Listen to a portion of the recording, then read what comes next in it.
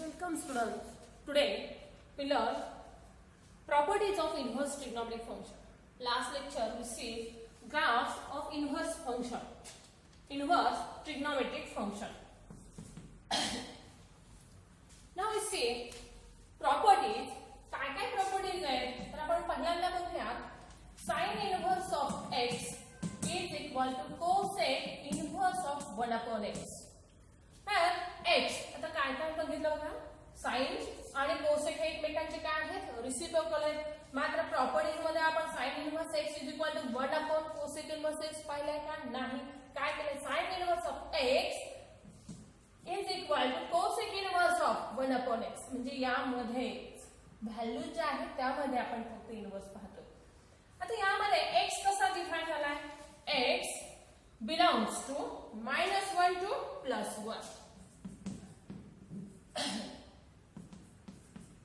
and x is not equal to 0.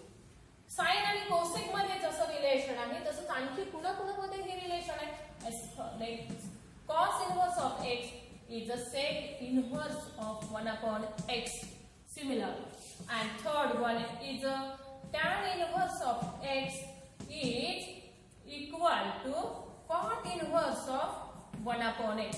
आता tan inverse साठी x is greater than 0 ही झाले tan inverse of x is equal to cot एकमेकांचे reciprocal आहेत आणि म्हणून हे लक्षात ठेवणं सोपं जाईल मात्र x is a positive आहे मग याच्यामध्ये आणखी एक फरक होईल tan inverse of x is equal to जेव्हा x is a negative असेल तर 0 ला डिफाइन करायचं मात्र tan inverse of x is equal to minus pi plus cot inverse of 1 upon x या पद्धतीने डिफाइन होतं आता यापैकी ज्या लक्षात तुमच्या राहतील किंवा ज्या आयडियाने तुमच्या लक्षात येतील तेवढा लक्षात ठेवा एक्झाम्पल सॉल्व्ह करताना आपण त्या उरलेल्या किंवा त्या कशा यूज करणार पाहणार नाउ नेक्स्ट वन इज जेव्हा अँगल निगेटिव्ह असेल कोणते निगेटिव्ह जेव्हा आपण इथल्या सेकंड प्रॉपर्टी बघूया आपण sin इनव्हर्स ऑफ -x याची व्हॅल्यू काय मिळते yes it is minus sin inverse of x हा जो x आहे हा कसा आहे yes it is lies between -1 to +1 now second यामधला हा फर्स्ट हा second cos inverse of x minus x काय पाहतोय आपण निगेटिव्ह x ची व्हॅल्यू जर निगेटिव्ह डिफाइन होत असेल तर काय काय लिहिता येईल is a minus cos inverse x आहे का नाही is a pi minus cos inverse x where x lies between -1 to +1 now third one is a tan inverse of -x is a minus tan inverse of x हे सोपं आहे मात्र हे असंच का याचा आपण सोल्युशन पाहणार आहोत यामध्ये x कसा असतो x belongs to set of real numbers आपण पाहतोच की जो x च्या ह्या ज्या काही आपण पाहतोय ह्या व्हॅल्यूज आहेत म्हणजेच -1 to +1 मध्ये असतील ह्या किंवा रिअल नंबर असेल किंवा सेक आणि कोसेकला तो इंटरवल सोडून असेल अशा ह्या ज्या काही व्हॅल्यूज आहेत त्या आपण इथे मांडत आहोत now next one is s cot inverse of -x is again a pi minus cot inverse of x again x belongs to r आता यामध्ये मला शंका आहे की या दोन निगेटिव्ह किंवा या दोघांसाठी असं डिफाइन का आणि यांच्यासाठी असंच काय याचं सोल्युशन मी तुम्हाला सांगणार आहे त्यापूर्वी तुम्ही थोडासा विचार करा काय असेल बरं sec inverse of -x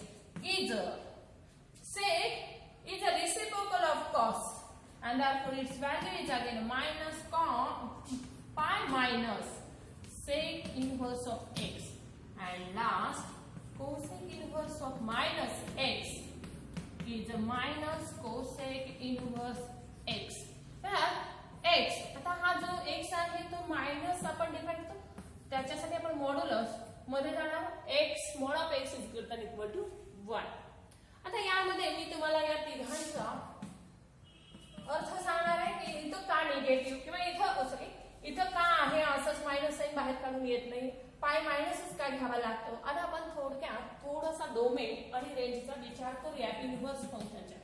sign inverse of domain घेतला -1 to +1, it's values gets -π/2 to +π/2 close होईल. कॉस इनव्हर्स साठी काय आहे? एस डोमेन हाच रेंज मात्र 0 to π. दोन्ही मधला फरक बघा. इथल्या निगेटिव्ह व्हॅल्यू साठी इथं निगेटिव्ह अँगल्स आहेत. बरोबर. जर तुम्ही इथं डोमेन निगेटिव्ह काय घेत असाल तर इथं निगेटिव्ह अँगल्स दिसतात किंवा इथं निगेटिव्ह मध्ये पण डिफाइन होतात. मात्र इथं काय होतं बघा, -1 ते +1 मध्ये इथं जो अँगल तुमचा डिफाइन होतो तो निगेटिव्ह कोणता आहे का? नाही. म्हणजे जर तुम्ही याच पद्धतीने हे डिफाइन केलं असतं, cos inverse of -x is minus cos inverse x. For example, cos inverse of -1/2. याची व्हॅल्यू s cos 60 ची व्हॅल्यू तुम्हाला माहिती आहे 1/2 असते. तर याची किंमत काय? 1/2 ची व्हॅल्यू काय आहे?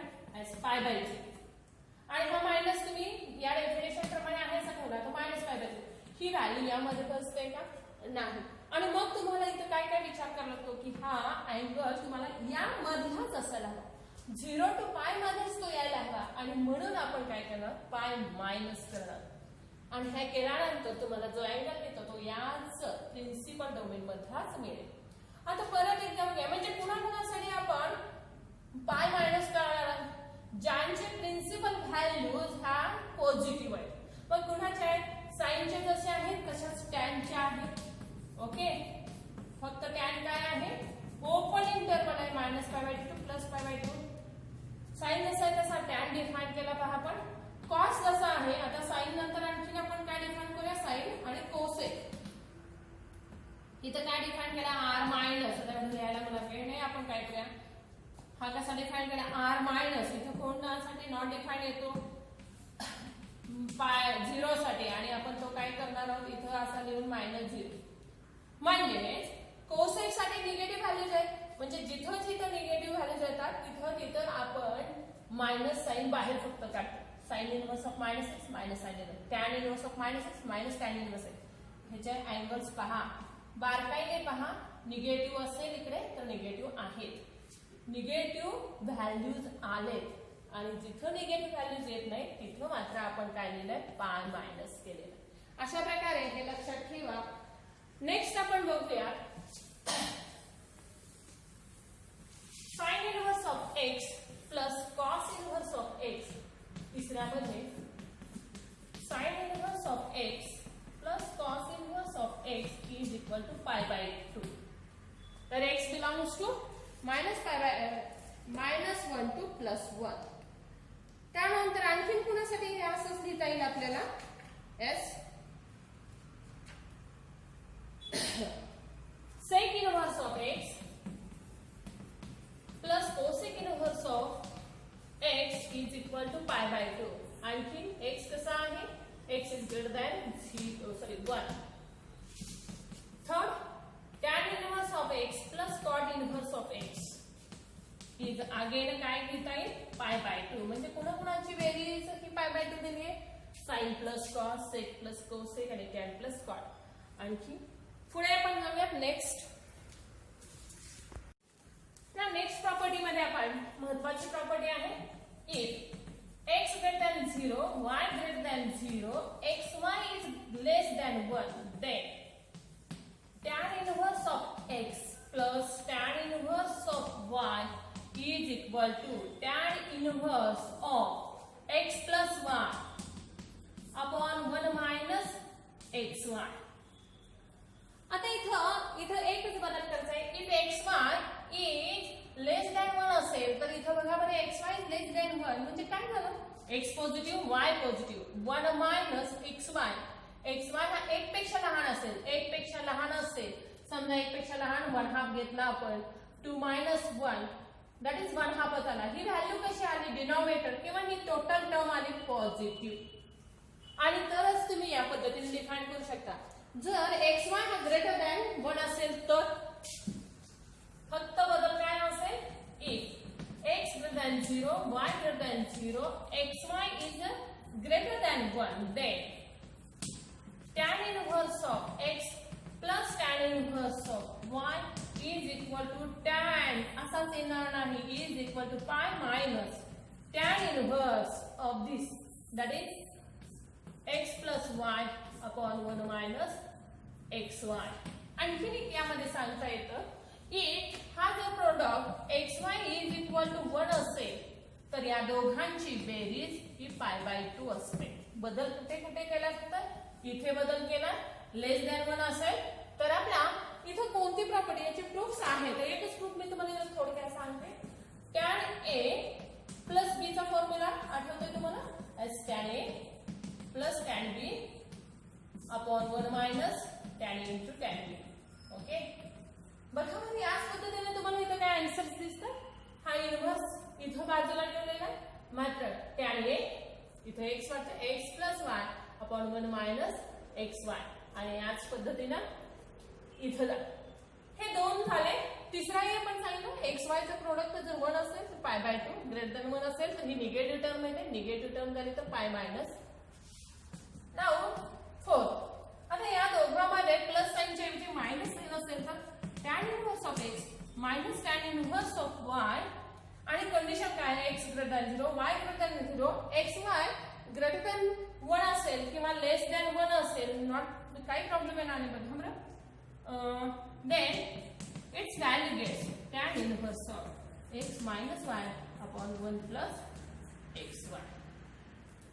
ठीक आहे. अशा प्रकारचे ह्या प्रॉपर्टीज टोटल आपण प्रॉपर्टीज घेतलेल्या आहेत. सर्व प्रॉपर्टीज पाठ केल्याच पाहिजेत असं नाही. जवळजवळ सर्वांच्या आयडियाज लक्षात ठेवा.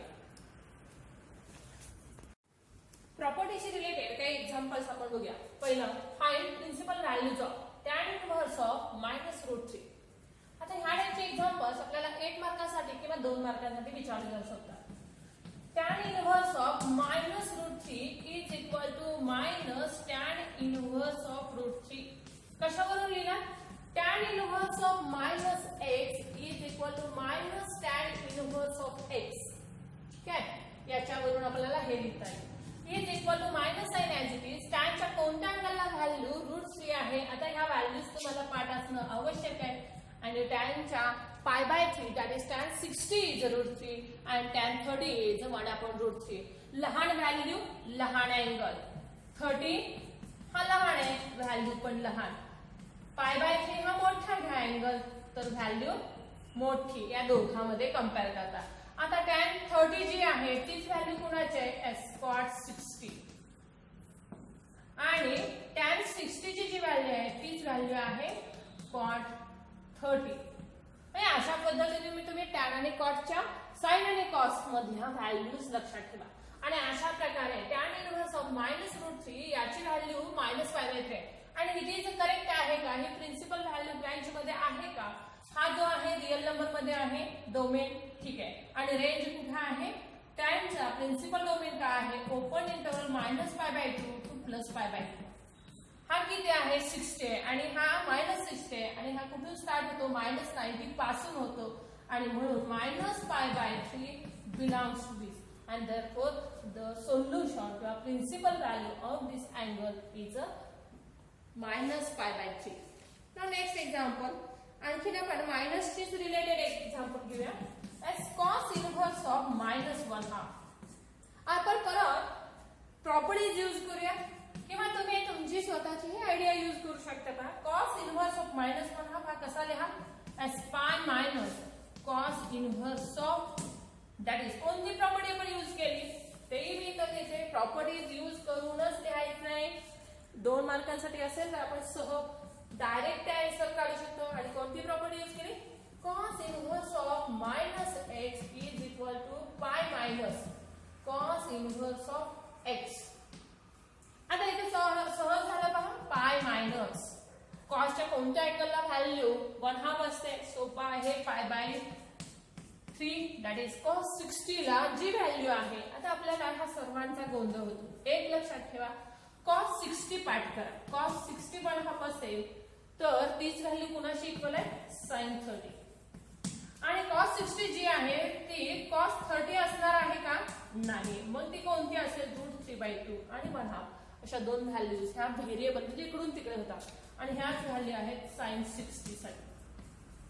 आणि तुम्हाला माहिती आहे sin 45 cos 45 is 1/√2 tan 45 is 1. बदलून आपल्याला काय सिम्प्लिफाय करा 2 pi minus pi S sorry 3 pi minus pi 2 पाय बाय 3. आता हा 2 पाय by 3 is lines between 0 to पाय. 0 to पाय मध्ये तो आहे का एस. 2 पाय बाय 3 किती झाला 2 times 60 दॅट इज 120 आणि 120 डिग्रीचा अँगल हा क्लोज इंटरवल 0 to पाय मध्ये आहे कारण 0 to 180 मध्ये आहे and belongs to this 2 pi by 3 belongs to this and is the principal solution. ठीक है अपन. Now next example is evaluate tan inverse of 1 plus cos inverse of 1 plus sin inverse of 1 half. पाठीमागे मी काय घेतलं तर principal values of negative angle साठीच आपण दोन define केल्या. मात्र पॉझिटिव्ह अँगल साठी सोपं आहे म्हणून डिफाइनच केलेलं आहे. तर आपण इथं त्या आलेख पहा सोडवूया. हे घेऊया सिम्प्लिफाय करायला घेऊया. हे सुद्धा एक्झाम्पल 1-2 मार्कांसाठी असू शकतो. tan इनवर्स ऑफ 1 काय सांगाल टॅनच्या कोणत्या अँगलला व्हॅल्यू 1 आहे. अगदी बरोबर पाय बाय 4. याची व्हॅल्यू मी इथे लिहिले पाय बाय 4 हा प्लस साइन. कॉसच्या कोणत्या अँगलला व्हॅल्यू 1 हवे असा क्वेश्चन विचारला तर तुम्हाला सहज आन्सर मिळेल 60 ला. आणि 60 कसं लिहितात पाय बाय 3. इथं आलात तुम्ही प्लस साइन हे घ्या. Sine inverse of 1 half 1 half साइनच्या कोणत्या अँगलला व्हॅल्यू 1 हाफ आहे. आता कॉसच्या ज्या अँगलला आहे त्या नाही म्हणजेच कोणत्या येईल कॉस 60 1 हाफ आहे तर cos 30 1 half sorry sine 30 1 half मिळेल. आणि माझ्या या तिघांची बेरीज करायची. डिनॉमिनेटर सारखे आहेत का नाहीत. सरळ आपण बेरीज करायला घेऊया. 3 पाय प्लस 4 पाय is 7 pi by 12 plus pi by 6. इथं डिनॉमिनेटर सारखा करू शकतो आपण 7 पाय प्लस 2 इन या टर्मला मल्टिप्लाय केला 2 pi upon 12 that is 9 pi by 12 is the answer of tan inverse of 1 plus cos inverse of 1 half plus sin inverse of 1 half.